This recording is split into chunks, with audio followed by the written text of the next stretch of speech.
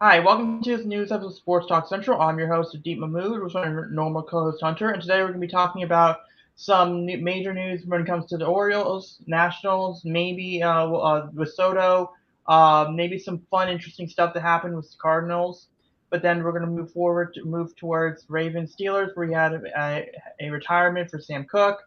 Then we're going to talk a little bit about if there's any updates on the Steelers GM search. Then we're going to talk Virginia Tech athletics, and then Hunter will give the recap of the NHL hockey playoffs. So let's just start with the Orioles Nationals. I actually went to the Orioles game yesterday, so that's where I got this really cool chain. It's actually not as cheap as you would think it is. It's pretty high quality. It's like 30 something bucks. The thing the it was definitely a fun atmosphere. I was like behind home plate, like it was insulated to a degree, so it's pretty good.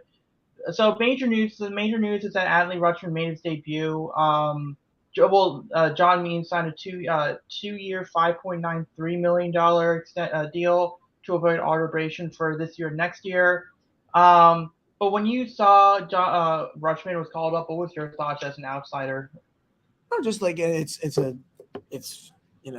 what's the word I'm looking for? I mean, it's about time, I guess. It kind of reminded me of just of like the Soto call up when they brought him up for the first time, and then he never went back down. I mean, you'll be curious to see if this is now he stays up for the rest of his career. Former number one overall pick, of course, hasn't played in the majors before this. He has the opportunity to really, change the culture and everything about the Orioles. So definitely, it was a long time coming, and we'll see if he can stick for the rest of the season potentially.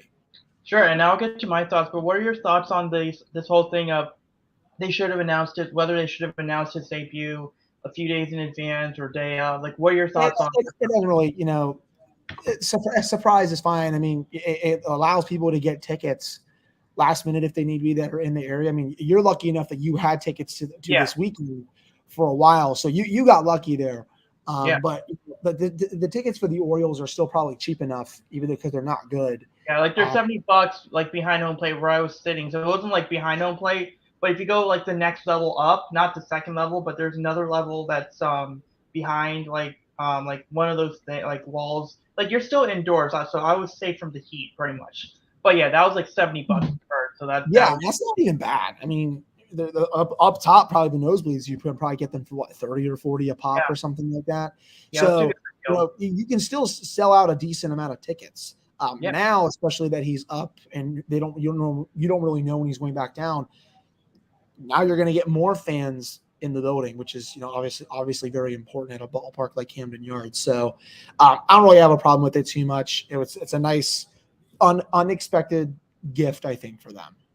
Yeah, sure. And I think going back to your point of finally he's up, I think he was ready for the majors last year. But the thing is, Mhm. Adley Rutschman, let me put it this way: Adley Rutschman was ready for the Orioles last year, but the Orioles weren't ready for Adley Rutschman last year. And the reason is like that team last year was not very good, and you don't want to put your top prospect, especially one at that point who only spent not even a full season from full minor league season, because remember 2020 wiped that out. So like, you don't you want to time it up so that when the Orioles are at least pesky, that which is what they are this year, that's when you want to call them up, because a Yeah. 65 you're turning your situation where you might be winning 65 games to maybe 70 to 72 or 73 versus a team that more than likely is only going to win 52. How much impact could you really have? Like maybe 60, but still like there it's strategically it makes no sense. So like when people are saying he should have been up, like you don't want him up last year. You don't want Grayson up this year. You don't want your top guys up right now. Like if you have a bad season, go with your 4A players and then hope that when you get to 65, 70 win range, that's when you bring up your guys, because the Orioles are going to be good in the next couple of years. Like this lineup, I mean, I was looking at the lineup yesterday. Cedric, no, here's the line. It was Cedric Mullins, Austin Hayes, Trey Mancini. Wait, was it Trey? No, yeah, no, it's Anthony Santander, Trey Mancini, Ryan Mountcastle, uh, Rutschman, Tyler Nevin, Rognet Odor, uh, Odor.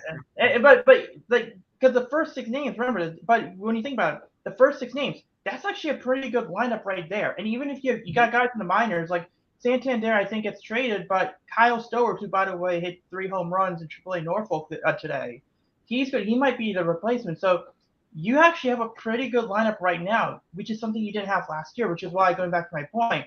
But yeah, like Rutschman, triple.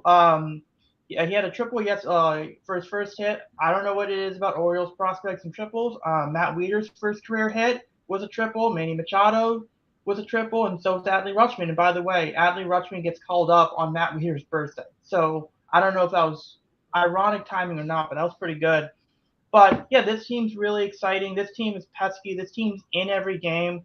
The record won't show how competitive they are, but this is a team where the majority of their losses are 1 or 2 run losses. Like last couple of years, it was 4, 5, 6, 7, 8, 9 losses.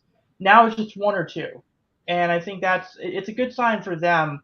Um, Something else that happened in this game. So the starter Spencer Watkins, he left in after 3 batters because of okay. So I think G-Man Troy hit a ball with an exit velo of 106 miles per hour, and it went straight to Spencer Watkins' pitching elbow.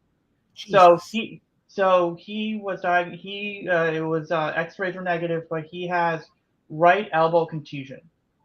So the reason I bring that up, and you never want guys to get called up because of injury. Okay, so Rays player made an error. Runners on first and second, 2 outs. This is bottom of the 5th, down by 2. Okay, so leading run is now at the plate. But all right, so long story short, Grayson Rodriguez, your top pitching prospect, and Spencer Watkins are on the same schedule, and Rodriguez is more than likely going to be replacing Watkins. Now, this is where the conundrum comes into play. This is why I asked you this question about the planning in advance versus playing day of. This upcoming week, the Orioles have 8 games. 3 against the Yankees at Yankee Stadium, 5 against Boston. Now, more than likely, Grayson Rodriguez, who had 6 innings, 9 strikeouts, 86, 87 pitches, he's kind of getting close to that range that you want for him to be a starter, for him to be major league ready. He might make his debut. But Mike Elias has a conundrum here. You either debut your top pitching prospect on the road at Fenway, but you call him up this week, or you debut him a week later at home on June 1st against the Mariners, but you're going to have fans complain either way because either they debut on the road, which is what fans don't want, or you debut him a week later, but fans are going to say you're holding him back. So Michael Elias has a conundrum there. I expect Grayson to make his debut on the road because I don't think Elias really cares about ticket sales. If he thinks someone is ready, he'll call them up. And once Grayson comes up, man, that you're just starting to see this.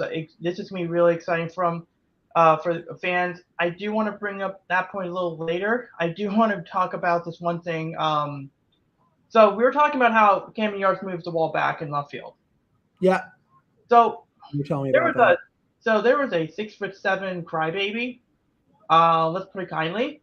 So Aaron Judge on Monday had in the Yankees win had 2 home runs. He could have had 3, but he hit a ball that was halfway up the wall at left field, and then he was asked about it, and he said, "I used to have fun playing at Camden Yards." I'm not kidding. And Aaron Boone said the same thing. Now, Yankee fans were saying, "Oh, like this is a travesty. You're earning a good ballpark." My first thought is, no. When it heats up, you're going to be able to hit home runs above that wall. I was at the game. It's not that far away. You'll be able to hit the ball really quickly when it heats up. Second of all, there's a right field porch in Yankee Stadium, right? I believe so. Yes, correct. Yes, and that's about 320. I think that's about 320, 330 to 95. Yes, okay, you're a Yankee fan. That's like the Yankee fans. Your right field porch is an abomination. You need to move that thing back. Don't complain. Like, and when someone tells you, and when someone tries to say that, and you say, well, anyone can use it, don't go ahead and complain about another team's dimension when they're moving the ball back. And when they say it's there, it's a quirk of the ballpark, use it, don't say it's an abomination.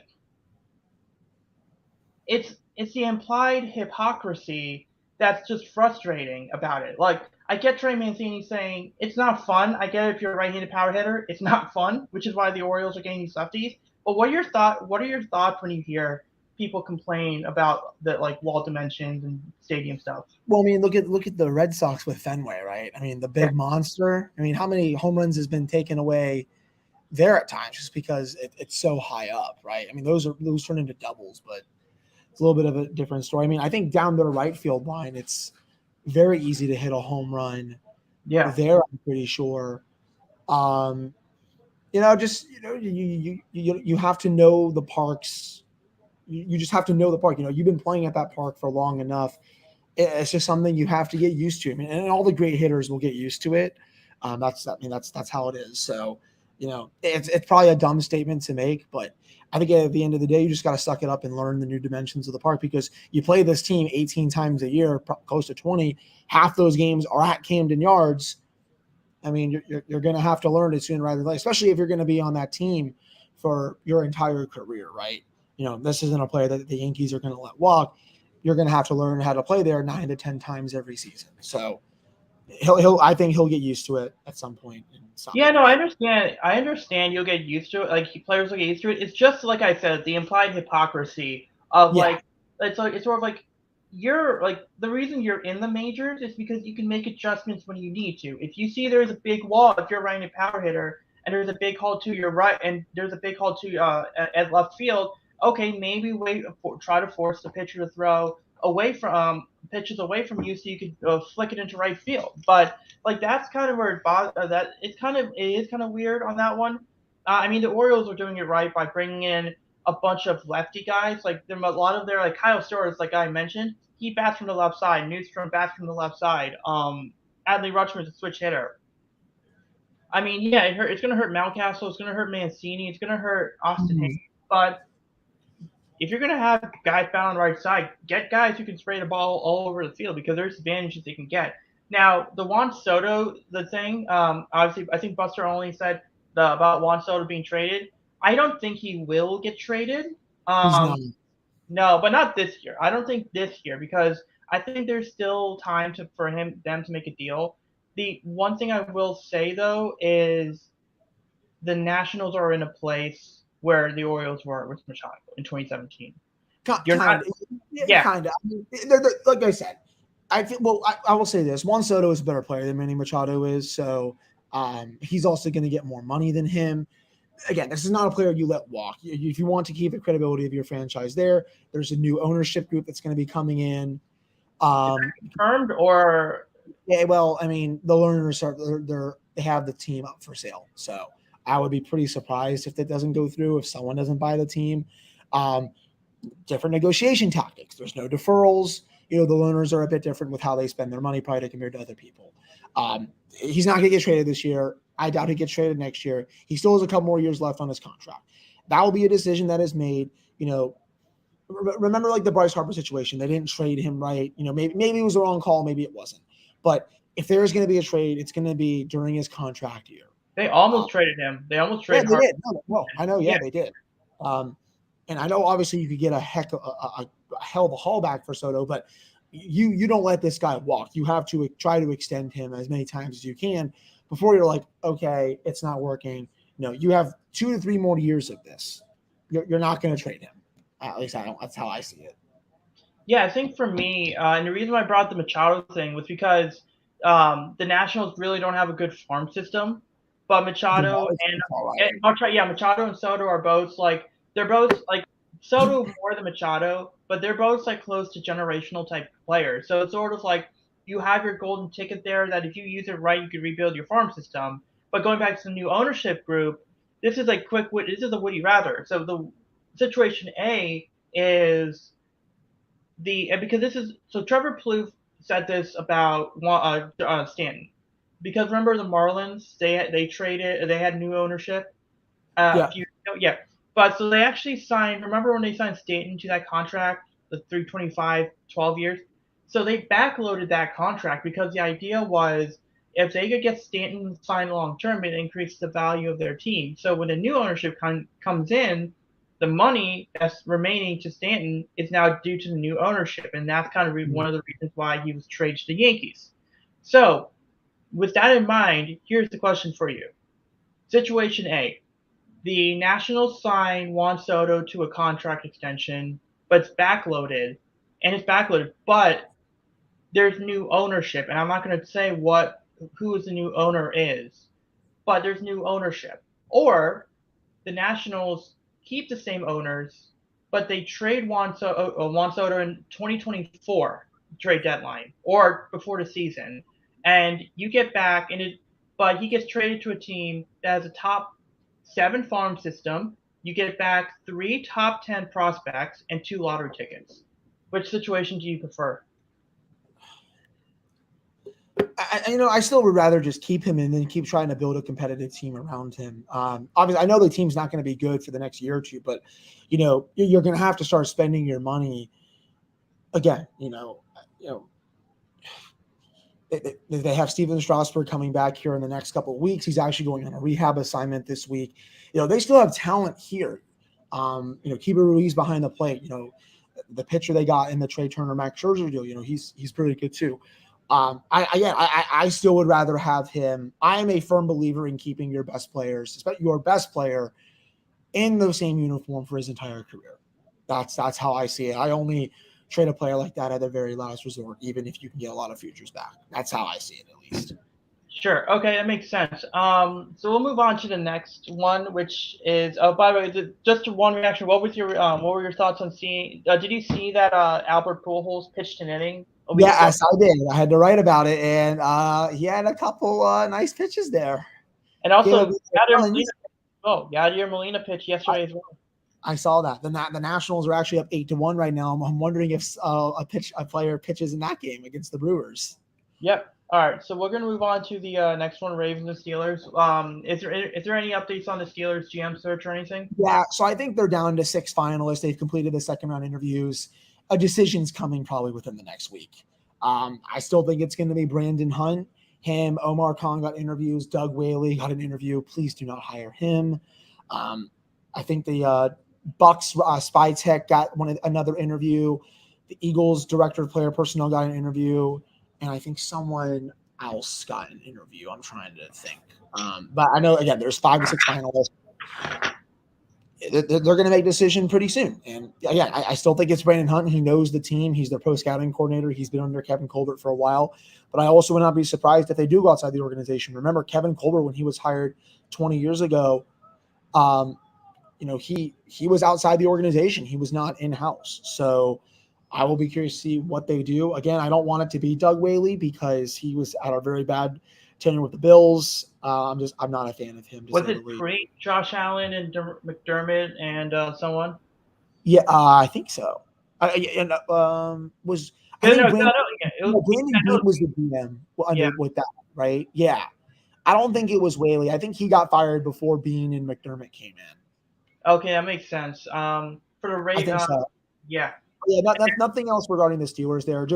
They're any day now. They're going to name their GM. All right. So with the Ravens, there are 2 big news stories. First one is ESPN revealed they are going to do a 30 for 30 on the 2000 Ravens team that won the Super Bowl. That's going to be pretty interesting. When it comes to Ray Lewis, I wonder how much of Ray Lewis they're going to cover. Obviously, there's things they are not going to.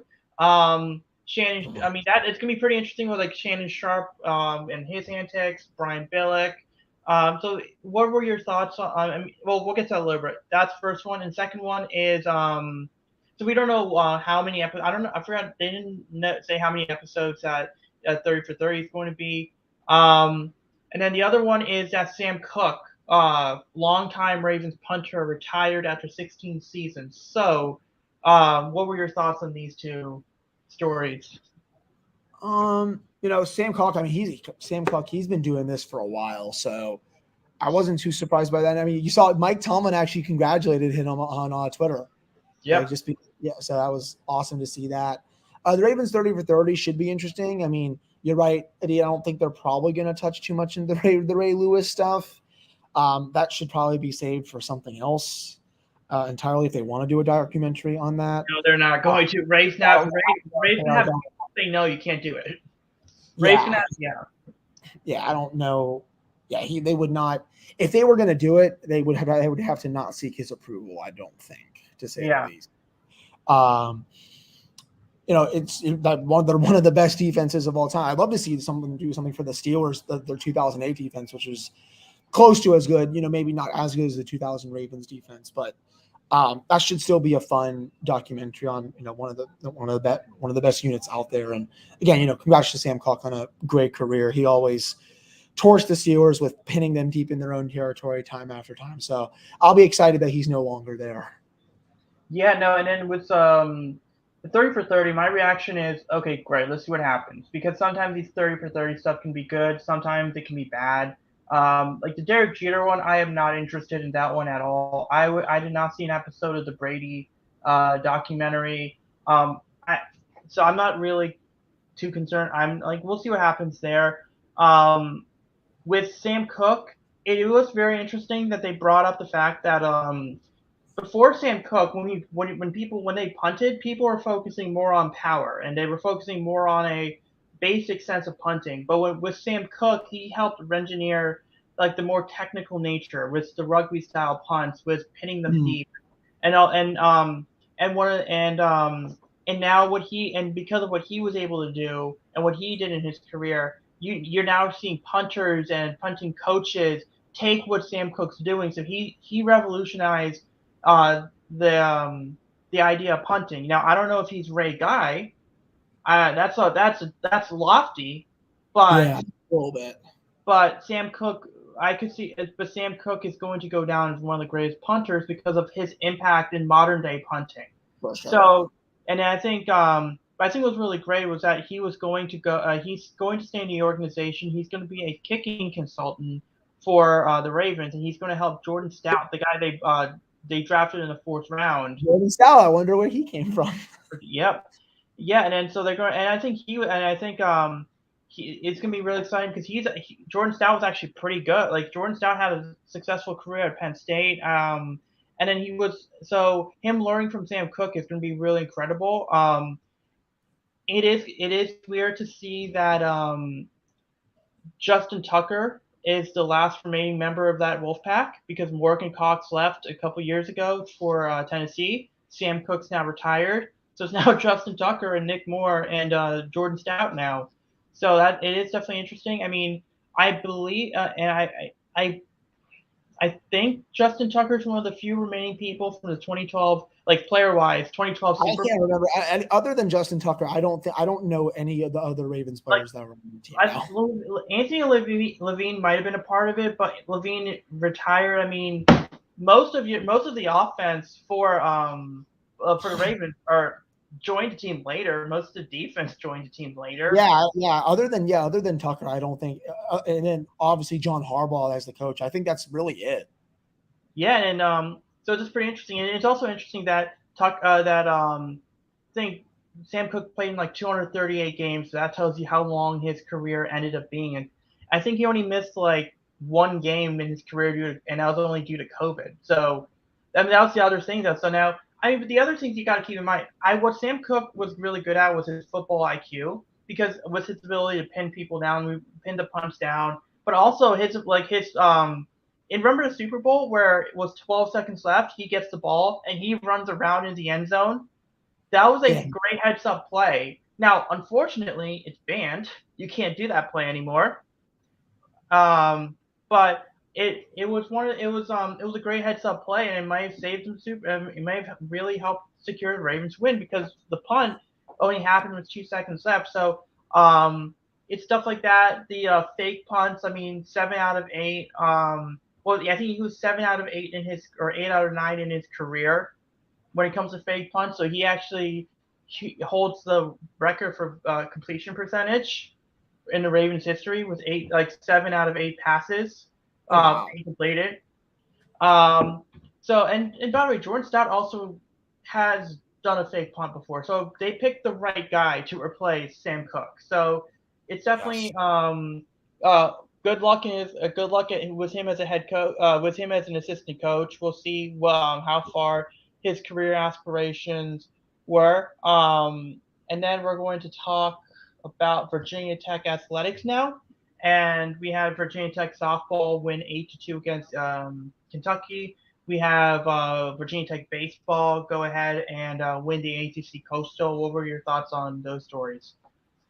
Just incredible. I mean, I'm pretty sure if they win both, I think if the softball team wins, I think next week they'll be the first program since '91 to have 2 top 3 teams in the country in both softball and baseball. I'm pretty sure. The softball team has the winner take all regional today. If they win that, they go to the super regional. So they won. I believe they won 9-2 today. Yeah. They won 9-2 against Kentucky. Yeah. They beat them again today. Again, they will go to the super regional, which I don't really know how that works, to be honest. I guess that's just a big tournament to who determines who goes to the College World Series. The baseball team won the ACC regular season championship. I think they have the ACC tournament championship coming up next week. And I wish these 2 teams were this good when we were at Tech, man. They are ridiculously good. 2 top 3 teams in the country.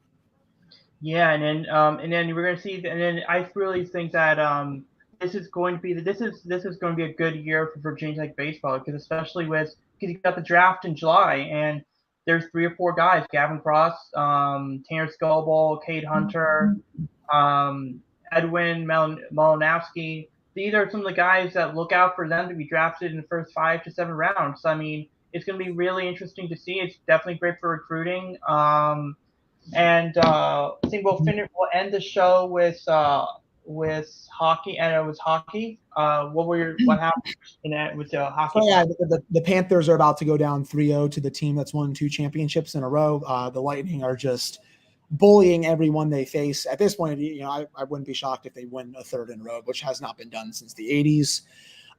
The Panthers definitely look like paper tigers. The Hurricanes game is on right now. They're up 2-0 in the series on the Rangers, but down 1-0 in Game 3 at MSG.